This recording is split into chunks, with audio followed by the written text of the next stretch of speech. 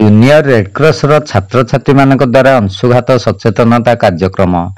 Junior red cross Odisha ଶାଖାର ଆହ୍ୱାନ କ୍ରମେ ସ୍ଥାନୀୟ ରାମଚନ୍ଦ୍ର ଉଚ୍ଚ ବିଦ୍ୟାଳୟ ଖଣ୍ଡପଡ଼ାର ଜୁନିୟର ରେଡକ୍ରସ ଛାତ୍ରଛାତ୍ରୀମାନଙ୍କ ଦ୍ୱାରା ଏକ ଜନସଚେତନତା କାର୍ଯ୍ୟକ୍ରମ ଶନିବାର ସକାଳ 8 ଘଣ୍ଟା ସମୟରେ ଅନୁଷ୍ଠିତ ହୋଇଯାଇଛି। ବିଦ୍ୟାଳୟର ପ୍ରଧାନ ଶିକ୍ଷୟିତ୍ରୀ ଲିପ୍ସାନନ୍ଦଙ୍କ ପ୍ରତ୍ୟକ୍ଷ ତତ୍ତ୍ୱାବଧାନରେ ଏକ ଜନସଚେତନତା ରାଲି ଖଣ୍ଡପଡ଼ା ସହର ପରିକ୍ରମା କରିଥିଲା। ଟାଣ ଖରାରେ ପଦାକୁ ବାହାରନ୍ତୁ ନାହିଁ, ଛତା ଓ ଜୋତା ବ୍ୟବହାର କରନ୍ତୁ ପ୍ରଭୃତି ବିଭିନ୍ନ ସ୍ଲୋଗାନ ଦେଇ ଛାତ୍ରଛାତ୍ରୀମାନେ ଜନସାଧାରଣଙ୍କୁ ସଚେତନ କରାଇବା ସହ ଅଂଶୁଘାତ ସତର୍କତା ସୂଚନା ସମୂହକୁ ବଣ୍ଟନ କରିଥିଲେ।